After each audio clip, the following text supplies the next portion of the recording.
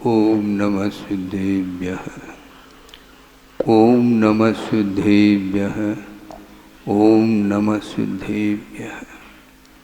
नमः श्री वर्धमानाय निर्धूत कलिलात्मने सालोकानां त्रिलोकानां यद विद्या दर्पणायते।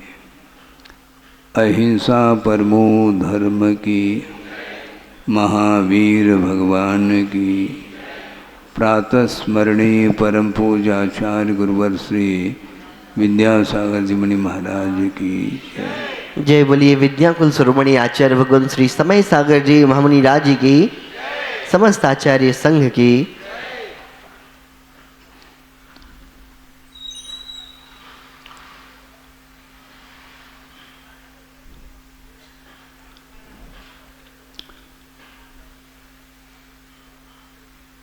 एक सूत्र आता है तत्पर सूत्र में कि केवल ज्ञान की उत्पत्ति कैसे होती है। मोह क्षयात ज्ञान दर्शनावरणांतराय क्षयाच केवलम।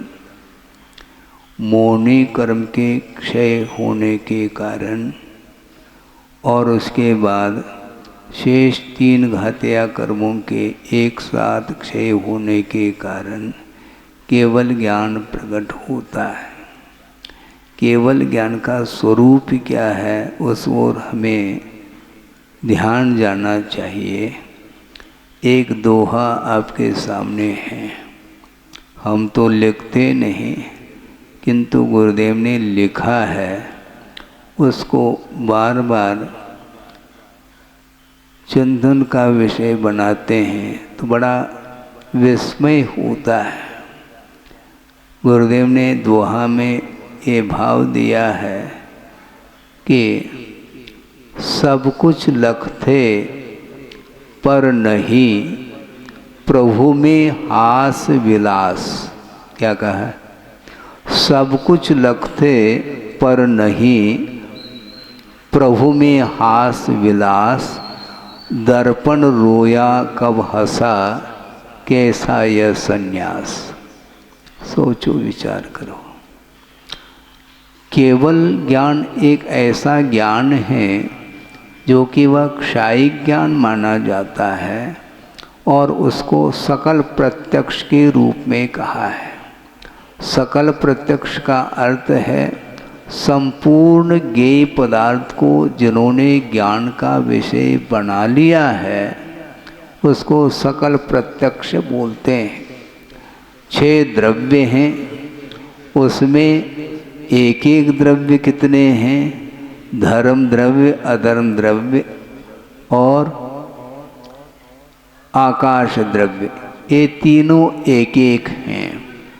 और बाकी जीव द्रव्य अनंत हैं और उससे भी अनंतानंत पुद्गल द्रव्य हैं और काल द्रव्य असंख्यात हैं। इस प्रकार ये 6 द्रव्य हुए हैं और क्वांटिटी के अपेक्षा से एक एक द्रव्य तो 3 द्रव्य हो गए।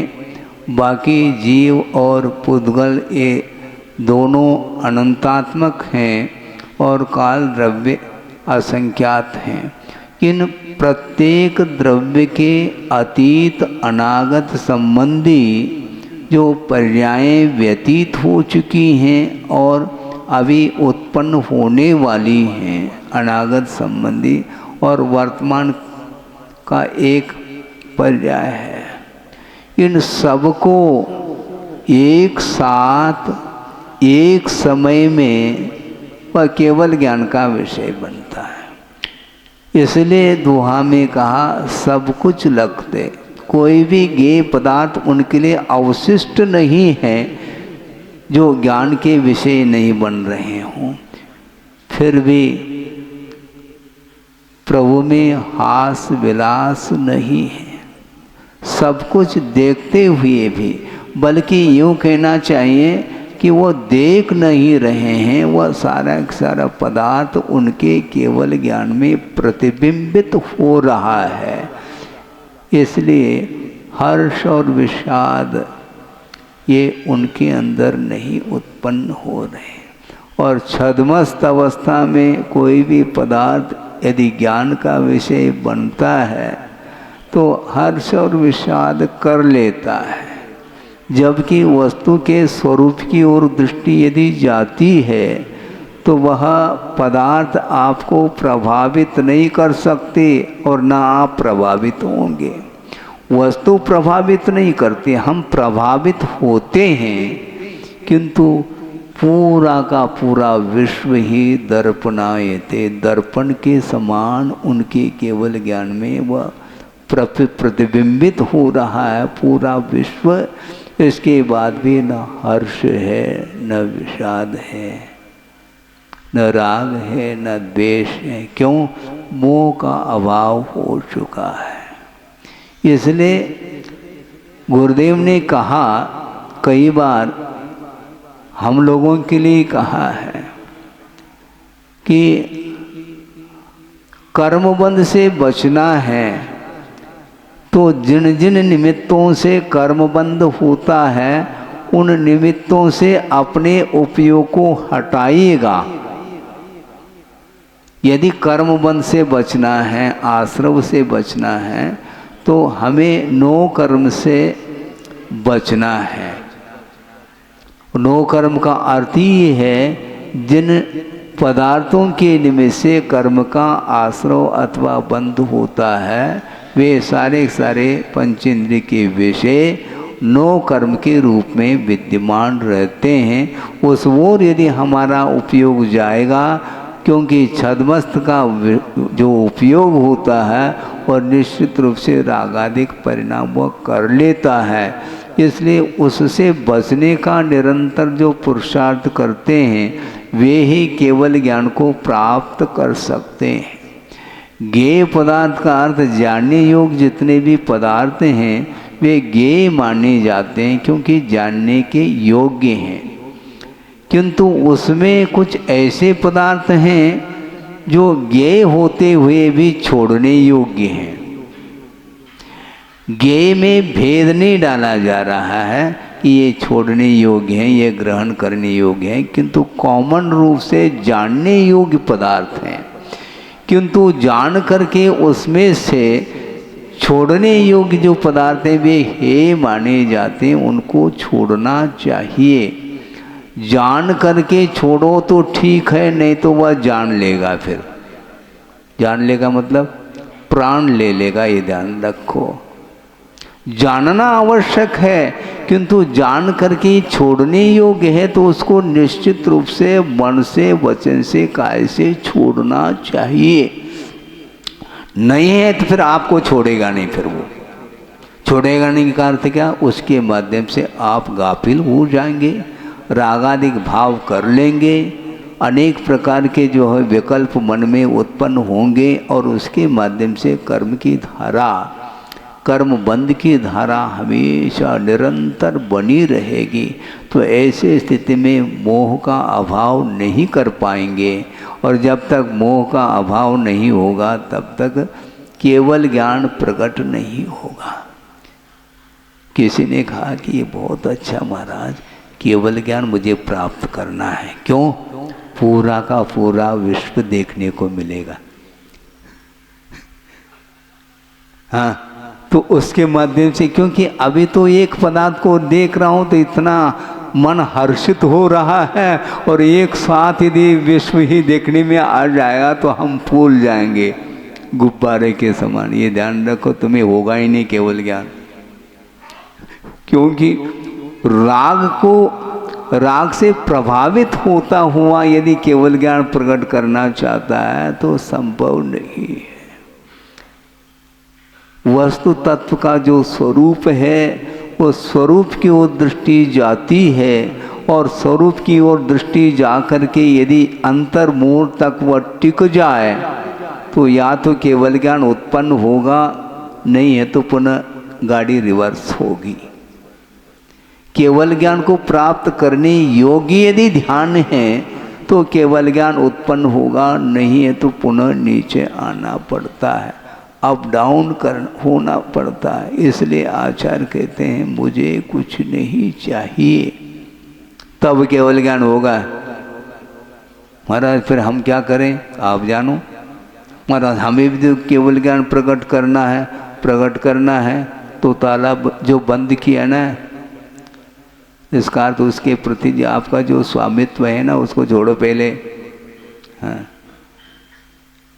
बार बार एक व्यक्ति कहते हैं महाराज हमारा मन हमेशा उधर ही जाता है, दुकान मकान परिवार जमीन जायदाद, इसको छोड़ करके हमारा मन हटता ही नहीं। वो हटेगा कैसा, आपको हटाना पड़ेगा, क्योंकि जब तक आपका उन पदार्थों के प्रति यदि संबंध है, अटैचमेंट है, लगाव है, तो वो होंगे। अलगाव होना चाहिए। जैसे मान लो आपके पास मोबाइल है और हमारा सामने वाला जो है हमेशा वो फ़ोन करता रहता है, अब उठा क्यों रहे हैं आप कट कर दो ना जो नंबर, क्योंकि आपके पास नंबर है, उस नंबर से वो कर रहा है, इसलिए नंबर को उड़ा दो, मोबाइल रखना ही नहीं, छोड़ दो मोबाइल। फिर समझ में आ जाएगा कौन कॉल कर सकता है, न आप कर पाएंगे न वो कर पाएगा।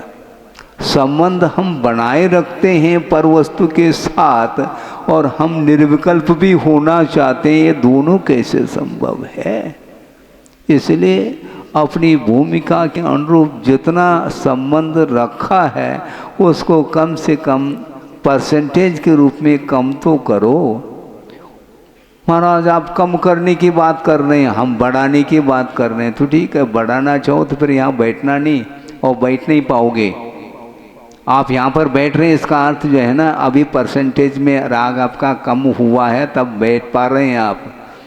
अथवा किसी को वहाँ पर बिठा करके आए हैं तब बैठ पा रहे हैं। पूरा परिवार नहीं बैठता, या तो पिताजी बैठेंगे अथवा बड़ा बेटा बैठेगा और छोटा बेटा दुकान में बैठेगा। ये सब प्रबंध है, आप प्रबंध के साथ बैठे, ये ध्यान रखो। लेकिन ये भी बहुत अच्छा शुभ लक्षण है, कम से कम आपके जीवन में राग की मात्रा कम तो हो रही है, करना चाहिए। राग को बढ़ाएंगे तो निश्चित रूप से संसार बढ़ेगा, ये जाल बढ़ता ही चला जाता है। तो इसलिए सब कुछ लगते पर नहीं प्रभु में हास विलास। दर्पण रोया कब हंसा, कभी दर्पण रोता है क्या? आप रो रहे हैं तो दर्पण में आपकी छवि आएगी। आप रो रहे हैं तो आपका चित्र उसी रूप में आएगा, और आप हर्ष का अनुभव कर रहे हैं, हंस रहे हैं, तो वह चित्र दर्पण में हंसता हुआ मिलेगा। लेकिन दर्पण न हंस रहा है न रो रहा है। उसी प्रकार सारा सारा विश्व देखने में आ रहा है, इसके बाद भी प्रभु में हर्ष और विषाद नहीं है। इसी को बोलते हैं ये सन्यास कैसा है। हाँ, उनकी जो निवृत्ति रूप जो परिणाम है वह अद्भुत परिणाम है। उस प्रकार के परिणाम ये बहुत दुर्लभ है। कथन करना सरल है, मैं कथन कर रहा हूँ, बल्कि कथन भी नहीं कर रहा हूँ, किंतु जो कथन किया गया है उसी को मैं आपके सामने रख रहा हूँ। ये रखना, ये विषय को प्रस्तुत करना बहुत सरल है। प्रस्तुति लिखते हैं, यानी मेरे द्वारा प्रस्तुत किया गया, तो प्रस्तुत किया है। गुरुदेव कहते हैं प्रस्तुति और स्तुति में बड़ा अंतर है। स्तुति करते समय भगवान देखने में आते हैं, और प्रस्तुति करते समय मैंने प्रस्तुत किया ये भाव रहता है। हाँ, अपने आप को भूलना और दूसरे को भी भूलना और सबको भूलना, तब केवल ज्ञान होगा। खेल थोड़े ही केवल ज्ञान। तो इसलिए केवल ज्ञान को प्राप्त करने के लिए पर वस्तु के प्रति जो मोह है वह परसेंटेज में कम होता चला जाए। जो अनंत आशा है वह कम से कम एक पर आ जाए, बहुत कठिन है। स्वदार संतोष बोलते हैं आचार्य समंत भद्र महाराज। एक रख रखा है, एक ही पत्नी के साथ संबंध है, बाकी जितने भी हैं उनके प्रति वो यदि समकक्ष हैं तो बहन के समान मानता है, और अपने से छोटे हैं तो उनको पुत्री के समान मानता है, और अपने से बड़े हैं तो उनको माँ के समान वह प्रतीति में लाता है। तब जाकर के उसका वह ब्रह्मचर्य व्रत वह निर्दोष पलता है। एक के साथ संबंध रख रखा है, ये भी ध्यान रखो, और एक के साथ संबंध जो रखा है उसके प्रति राग का अभाव नहीं हुआ, राग है तभी रख रखा है। हाँ, इसको बोलते हैं मोह। और मोह हमेशा वस्तु तत्व का जो स्वरूप है उसको नहीं दिखा सकता। सम्यक ज्ञान के माध्यम से वस्तु का यथार्थ ज्ञान हो सकता है, और यथार्थ ज्ञान होने के बावजूद भी यदि असंयम की भूमिका है अथवा देश चारित्र की भूमिका है तो वह पर वस्तु के साथ संबंध रखता है और उसका राग बना हुआ रहता है। लेकिन वह सीमित मात्रा में राग है, सीमित मात्रा में मोह है, इसलिए वह धीरे धीरे अपनी भूमिका के अनुरूप वह चारित्र के क्षेत्र में बढ़ता चला जाता है। इसलिए मोह को कम करने का पुरुषार्थ आपको करना है। आप यहाँ पर बैठे हैं, सुनो, आप यहाँ पर बैठे हैं तो मोह कम करो ऐसा जो कहा जा रहा है उसको आप सुन पा रहे हैं। और आप दुकान में होते तो महाराज वहाँ पर भी हम आपके प्रवचन सुन लेंगे। अच्छा, प्रवचन सुन नहीं पाओगे, ध्यान रखो। प्रवचन सुनते समय ये जो तराजू है ना, ये दबा रहे हैं आप, वो दबा नहीं पाओगे, ध्यान रखो। एक साथ दो कार्य नहीं हो सकते।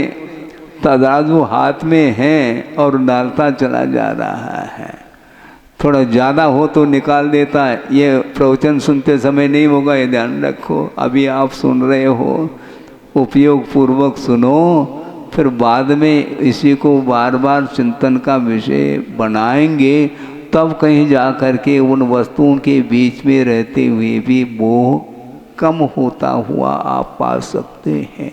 नहीं है तो मोह की वृद्धि होगी तो निश्चित रूप से वह संसार परिभ्रमण से ऊपर नहीं उठ सकता। यह सिद्धांत है, यह स्वरूप है वस्तु का।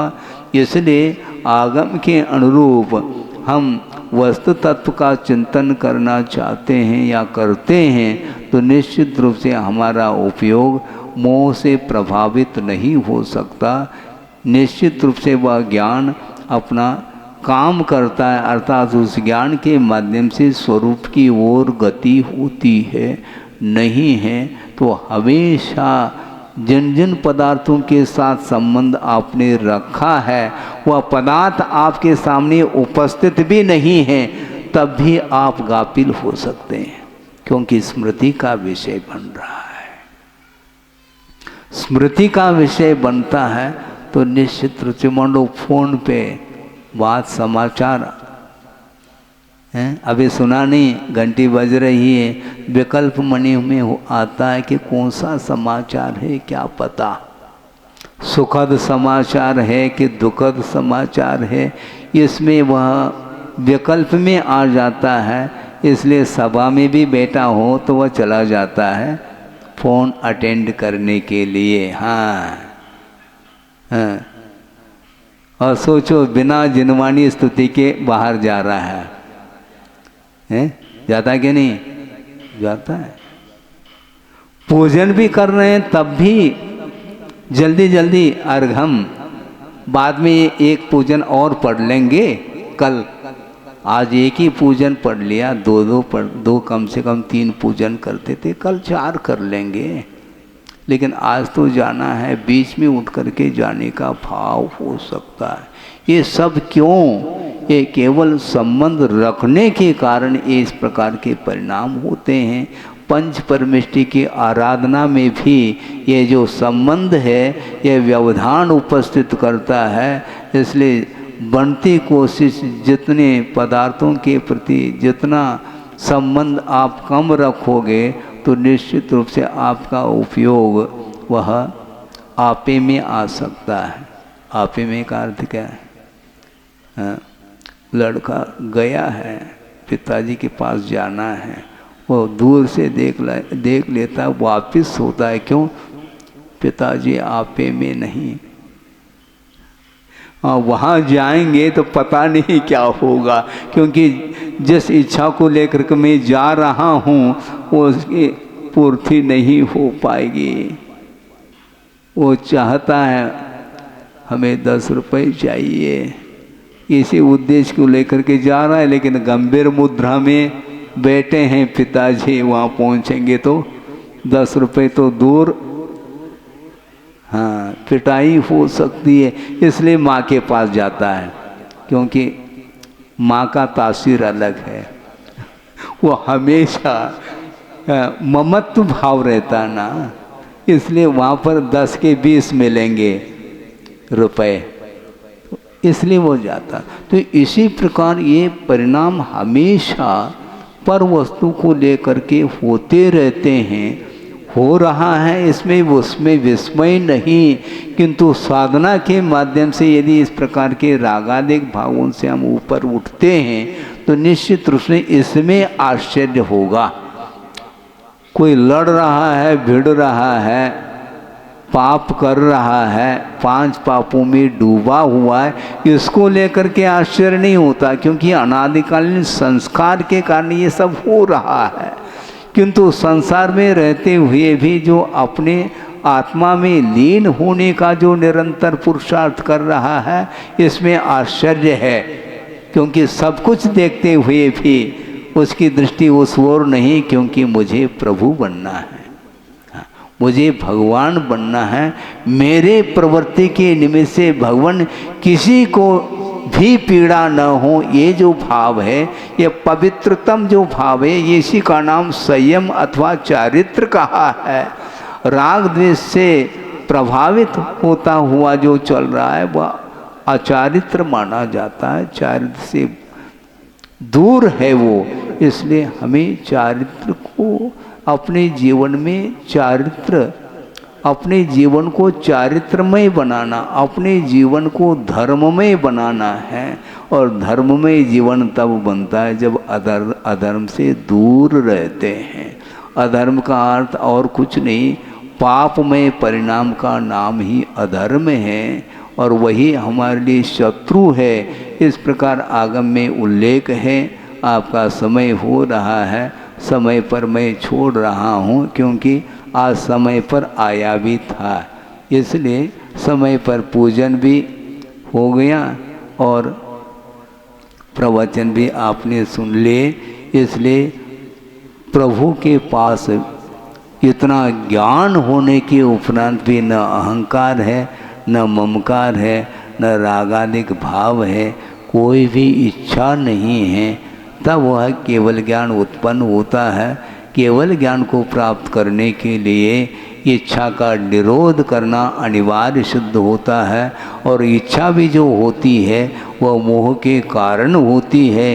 इसलिए जिन जिन इच्छाओं से हम बचना चाहते हैं तो उसमें एक ही कारण है, पर पदार्थ के प्रति जो संबंध है, मोह है, उसको कम करते चले जाएंगे तो निश्चित रूप से भगवान ने जिस प्रकार साधना के माध्यम से केवल ज्ञान को प्रकट कर लिया है, उस प्रकार हमारे जीवन में भी वह अवसर आ सकता है।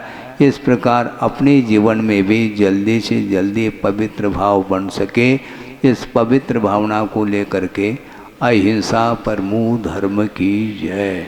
बोधि समाधि परिणाम शुद्धि स्वात्मोपलब्धि शिव शोक सिद्धि चिंतामणिम चिंतित वस्तुदाने त्वां वंद मानस्य ममास्तुदे। आचार्य गुरुवर श्री विद्यासागर जी महाराज की जय।